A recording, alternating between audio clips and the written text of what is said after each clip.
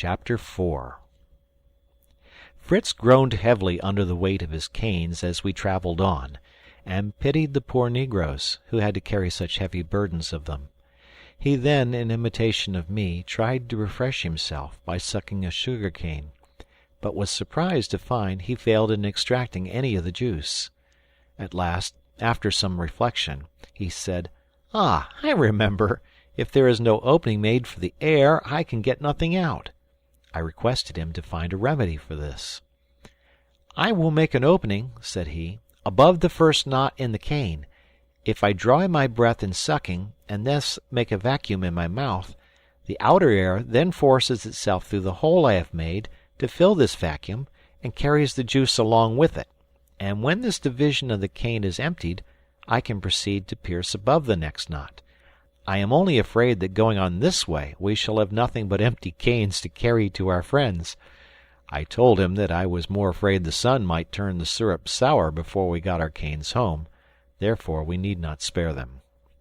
"Well, at any rate," said he, "I have filled my flask with the milk of the coconut to regale them." I told him I feared another disappointment, for the milk of the coconut, removed from the shell, spoiled sooner than the sugar cane juice. I warned him that the milk, exposed to the sun in his tin flask, was probably become vinegar. He instantly took the bottle from his shoulder and uncorked it, when the liquor flew out with a report, foaming like champagne. I congratulated him on his new manufacture, and said we must beware of intoxication. "Oh, taste, Papa," he said. "It is delicious, not at all like vinegar, but capital new, sweet, sparkling wine. This will be the best treat if it remains in this state." "I fear it will not be so," said I. "This is the first stage of fermentation. When this is over, and the liquor is cleared, it is a sort of wine, or fermented liquor, more or less agreeable, according to the material used. By applying heat, a second and slower fermentation succeeds, and the liquor becomes vinegar. Then comes on a third stage, which deprives it of its strength and spoils it.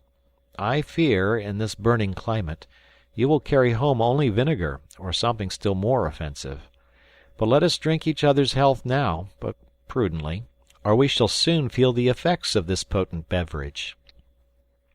Perfectly refreshed, we went on cheerfully to the place where we had left our gourd utensils. We found them quite dry, and hard as bone. We had no difficulty in carrying them in our game bags.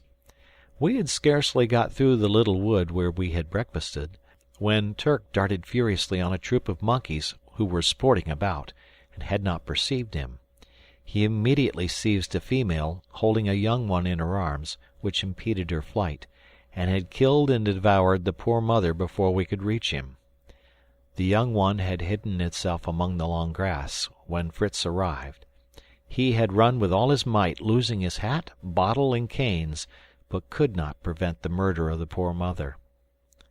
The little monkey no sooner saw him than it leaped upon his shoulders, fastening its paws in his curls, and neither cries, threats, nor shaking could rid him of it.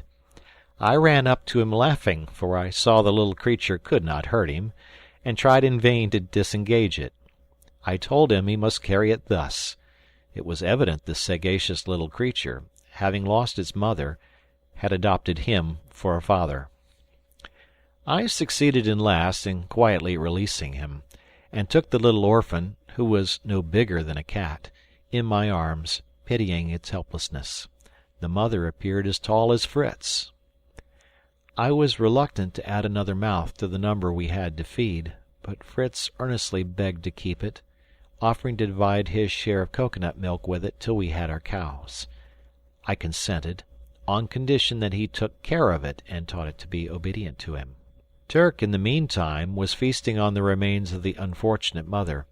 Fritz would have driven him off, but I saw we had not food sufficient to satisfy this voracious animal, and we might ourselves be in danger from his appetite. We left him, therefore, with his prey, the little orphan sitting on the shoulder of its protector, while I carried the canes. Turk soon overtook us, and was received very coldly. We reproached him with his cruelty, but he was quite unconcerned, and continued to walk after Fritz. The little monkey seemed uneasy at the sight of him, and crept into Fritz's bosom, much to his inconvenience.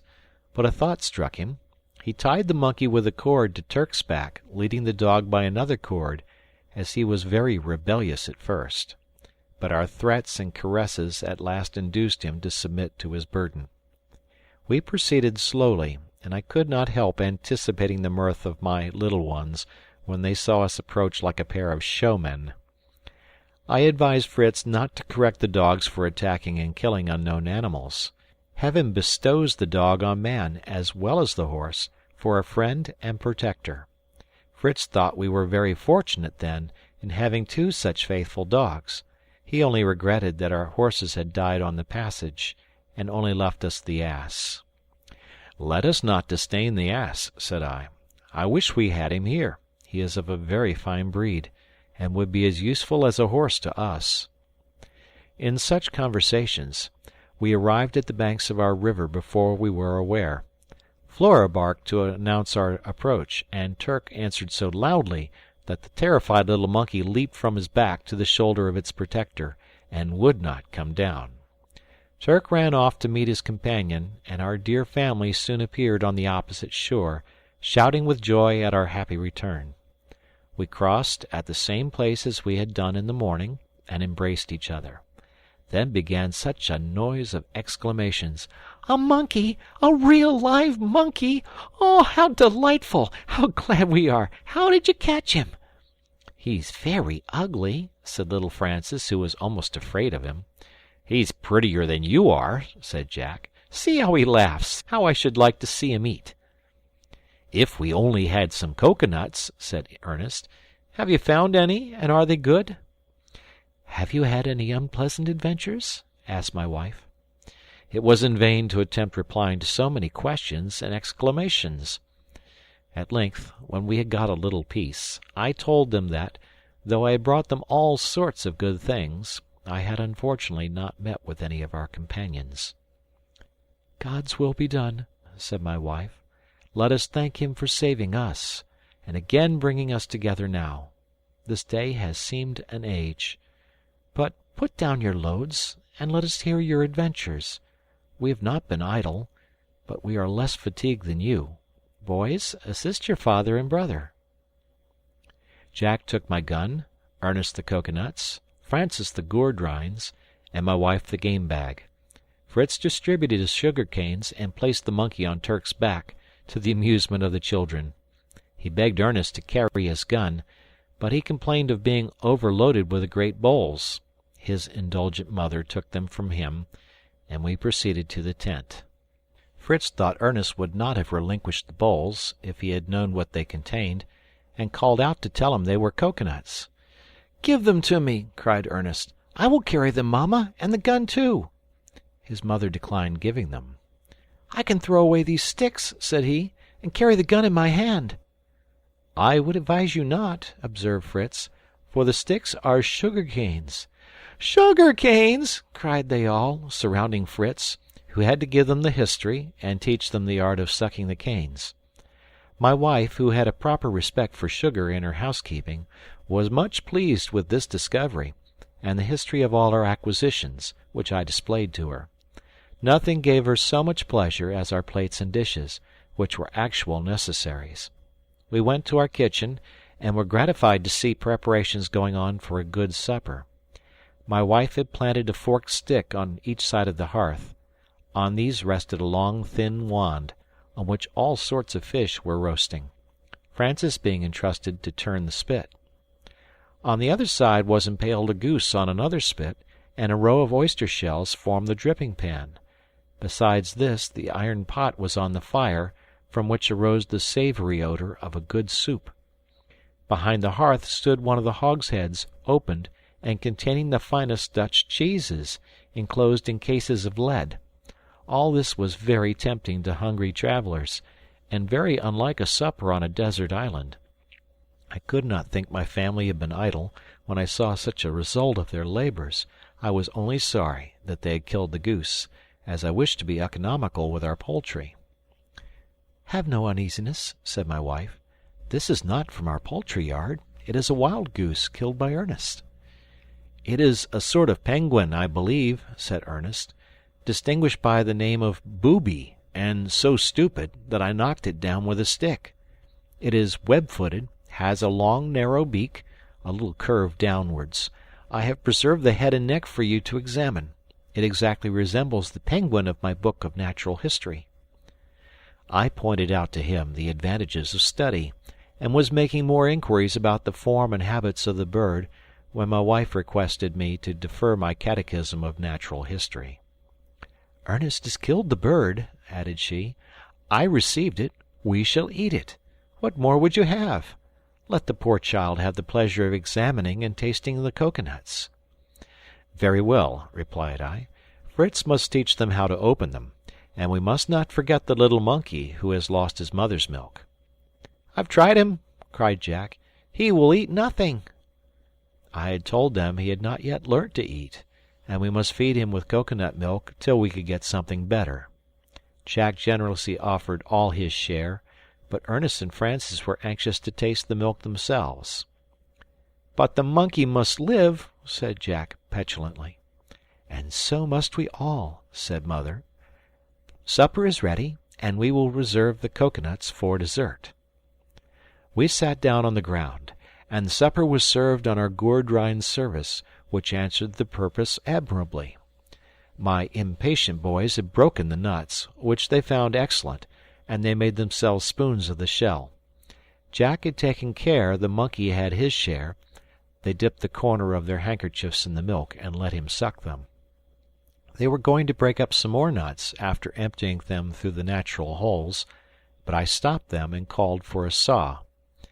I carefully divided the nuts with this instrument, and soon provided us each with a neat basin for our soup, to the great comfort of my dear wife, who was gratified by seeing us able to eat like civilized beings.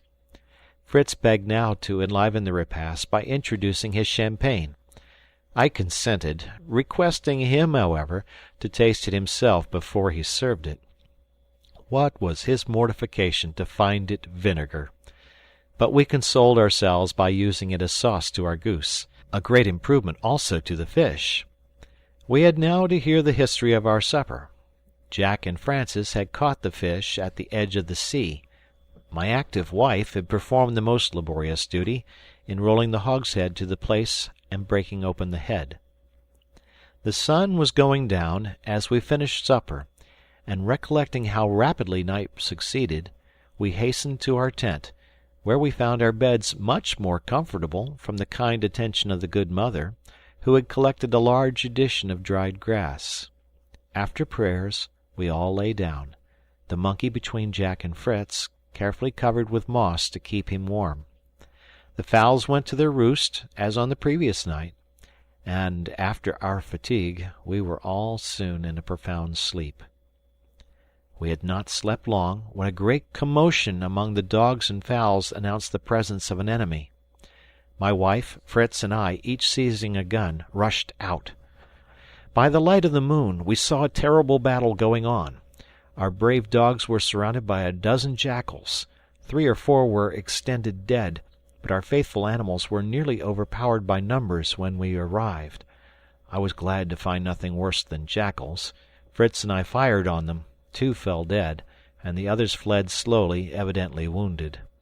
Turk and Flora pursued and completed the business, and then, like true dogs, devoured their fallen foes, regardless of the bonds of relationship. All being quiet again, we retired to our beds, Fritz obtaining leave to drag the jackal he had killed towards the tent to save it from the dogs, and to show to his brothers next morning. This he accomplished with difficulty, for it was as big as a large dog. We all slept peacefully the remainder of the night, till the crowing of the cock awoke my wife and myself to a consultation on the business of the day. End of chapter 4. Chapter 5. "Well, my dear," I began, "I feel rather alarmed at all the labours I see before me. A voyage to the vessel is indispensable if we wish to save our cattle, and many other things that may be useful to us. On the other hand, I should like to have a more secure shelter for ourselves and our property than this tent." "With patience, order, and perseverance, all may be done," said my good counselor. "And whatever uneasiness your voyage may give me, I yield to the importance and utility of it. Let it be done today, and have no care for the morrow. Sufficient unto the day is the evil thereof, as our blessed Lord has said." It was then agreed that the 3 youngest children should remain with my wife, and Fritz, the strongest and most active, should accompany me. I then arose and woke my children for the important duties of the day. Fritz jumped up the first and ran for his jackal, which had stiffened in the cold of the night. He placed it on all 4 legs, at the entrance of the tent, to surprise his brothers, but no sooner did the dogs see it erect than they flew at it, and would have torn it to pieces, if he had not soothed them and called them off. However, their barking effectually roused the boys, who rushed out to see the cause. Jack issued first with the monkey on his shoulder, but no sooner did the little creature see the jackal than he sprang into the tent and hid himself among the moss, till only the tip of his nose was visible. All were astonished to see this large yellow animal standing. Francis thought it was a wolf. Jack said it was only a dead dog, and Ernest, in a pompous tone, pronounced it to be a golden fox. Fritz laughed at the learned professor, who knew the agouti immediately, and now called a jackal a golden fox. "I judged by the peculiar characteristics," said Ernest, examining it carefully. "Oh, the characteristics!" said Fritz ironically. "Don't you think it may be a golden wolf?"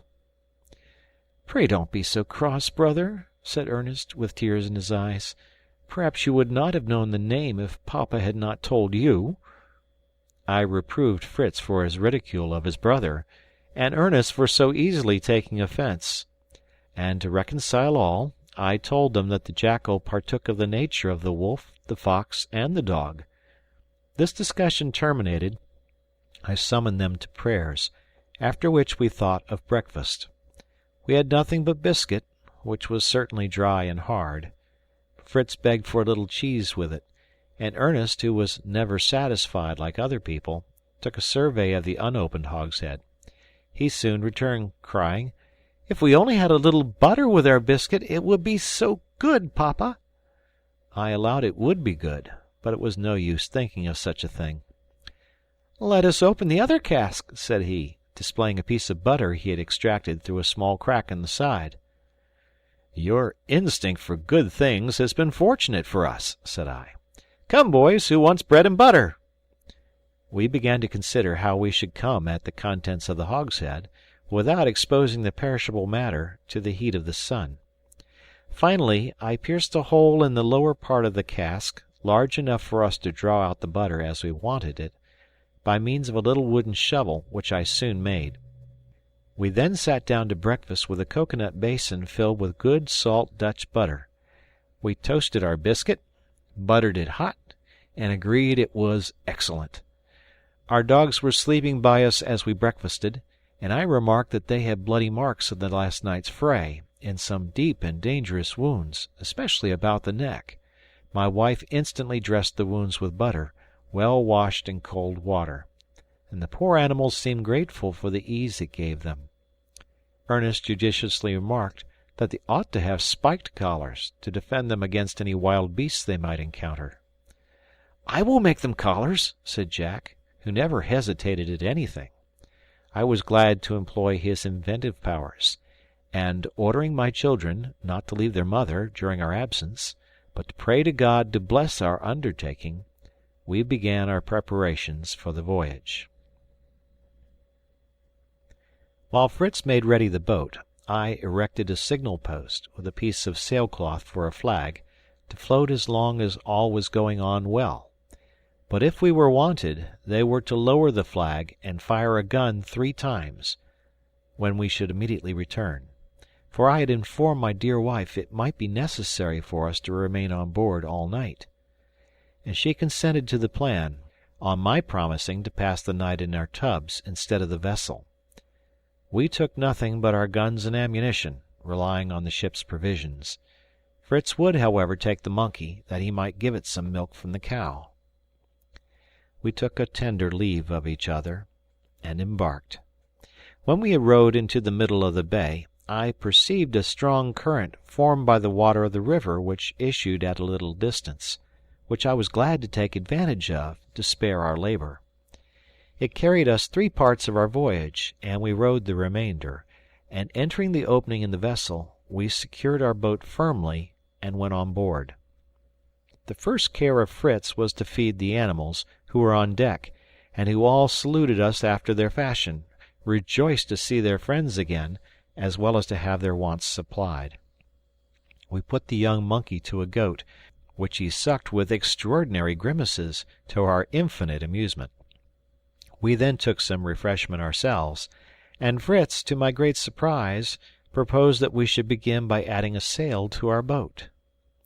He said the current which helped us to the vessel could not carry us back, but the wind which blew so strongly against us and made our rowing so fatiguing would be of great service if we had a sail. I thanked my counselor for all his good advice, and we immediately set to the task. I selected a strong pole for a mast, and a triangular sail which was fixed to a yard. We made a hole in a plank to receive the mast, secured the plank on our 4th tub, forming a deck, and then, by aid of a block used to hoist and lower the sails, raised our mast.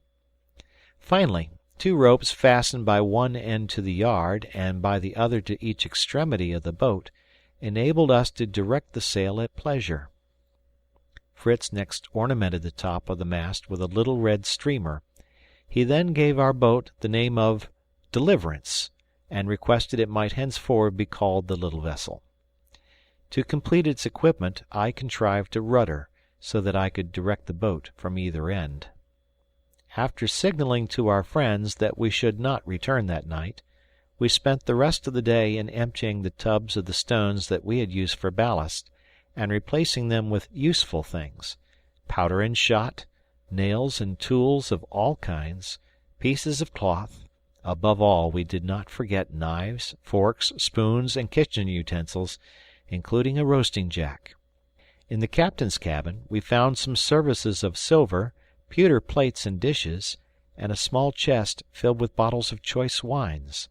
All these we took, as well as a chest of eatables intended for the officers' table, portable soup, Westphalian hams, Bologna sausages, etc., also some bags of maize, wheat, and other seeds, and some potatoes. We collected all the implements of husbandry we could spare room for, and at the request of Fritz, some hammocks and blankets, 2 or 3 handsome guns, and an armful of sabres, swords, and hunting knives. Lastly, I embarked a barrel of sulphur, all the cord and string I could lay my hands on, and a large roll of sailcloth. The sulphur was intended to produce matches with. Our tubs were loaded to the edge. There was barely room left for us to sit, and it would have been dangerous to attempt our return if the sea had not been so calm. Night arrived. We exchanged signals, to announce security on sea and land, and after prayers for the dear islanders, we sought our tubs, not the most luxurious of dormitories, but safer than the ship. Fritz slept soundly, but I could not close my eyes thinking of the jackals. I was, however, thankful for the protection they had in the dogs. End of Chapter 5. Chapter 6. As soon as day broke, I mounted on deck to look through the telescope. I saw my wife looking towards us, and the flag which denoted their safety floating in the breeze.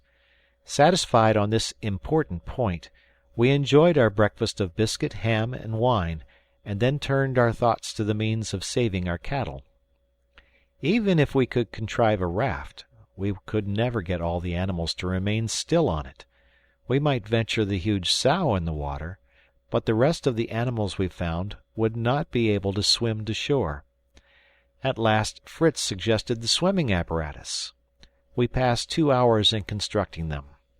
For the cow and ass it was necessary to have an empty cask on each side, well bound in strong sailcloth, fastened by leather thongs over the back and under each animal.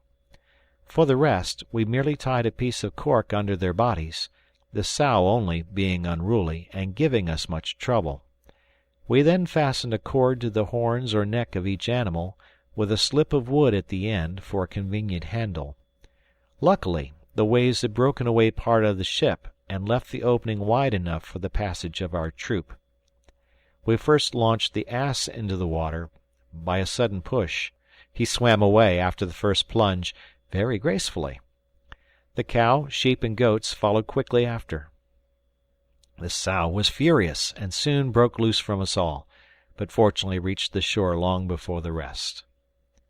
We now embarked, fastening all the slips of wood to the stern of the boat, thus drawing our train after us, and the wind filling our sail, carried us smoothly towards the shore.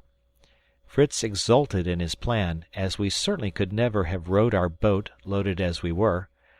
I once more took out my telescope, and was remarking that our party on shore seemed making ready for some excursion, when a loud cry from Fritz filled me with terror. "We are lost! We are lost! See, what a monstrous fish!" Though pale with alarm, the bold boy had seized his gun, and encouraged by my directions, he fired 2 balls into the head of the monster, as it was preparing to dart on the sheep. It immediately made its escape, leaving a long red track to prove it was severely wounded. Being freed from our enemy, I now resumed the rudder, and we lowered the sail and rowed to shore. The animals, as soon as the water became low enough, walked out at their own discretion, after we had relieved them from their swimming girdles. We then secured our boat as before, and landed ourselves, anxiously looking round for our friends. We had not long to wait. They came joyfully to greet us, and after our first burst of pleasure, we sat down to tell our adventures in a regular form. My wife was overjoyed to see herself surrounded by these valuable animals, and especially pleased that her son Fritz had suggested so many useful plans. We next proceeded to disembark all our treasures. I noticed that Jack wore a belt of yellow skin, in which were placed a pair of pistols, and inquired where he had got his brigand costume. "I manufactured it myself," said he. "And this is not all. Look at the dogs." The dogs wore each a collar of the same skin as his belt, bristling with long nails, the points outwards, a formidable defense. "It is my own invention," said he, "only Mamma helped me in the sewing." "But where did you get the leather, the needle, and thread?" inquired I. "Fritz's jackal supplied the skin," said my wife, "and my wonderful bag the rest. There is still more to come from it. Only say what you want." Fritz evidently felt a little vexation at his brother's unceremonious appropriation of the skin of the jackal, which displayed itself in the tone in which he exclaimed, holding his nose, "Keep at a distance, Mr. Skinner. You carry an intolerable smell about with you." I gave him a gentle hint of his duty in the position of eldest son, and he soon recovered his good humor. However, as the body as well as the skin of the jackal was becoming offensive, they united in dragging it down to the sea, while Jack placed his belt in the sun to dry. As I saw no preparation for supper, I told Fritz to bring the ham, and to the astonishment and joy of all, he returned with a fine Westphalian ham, which we had cut into in the morning. "I will tell you," said my wife, "why we have no supper prepared, but first I will make you an omelette," and she produced from a basket a dozen turtles' eggs. "You see," said Ernest, "they have all the characteristics of those Robinson Crusoe had in his island. They are white balls, the skin of which resembles moistened parchment." My wife promised to relate the history of the discovery after supper, and set about preparing her ham and omelette, while Fritz and I proceeded in unloading our cargo, assisted by the useful ass. Supper was now ready. A tablecloth was laid over the butter cask, and spread with the plates and spoons from the ship. The ham was in the middle, and the omelette and cheese at each end, and we made a good meal, surrounded by our subjects, the dogs, the fowls, the pigeons, the sheep, and the goats, waiting for our notice. The geese and ducks were more independent, remaining in their marsh, where they lived in plenty on the small crabs which abounded there. After supper I sent Fritz for a bottle of the captain's Canary wine, and then requested my wife to give us her recital. Chapter 7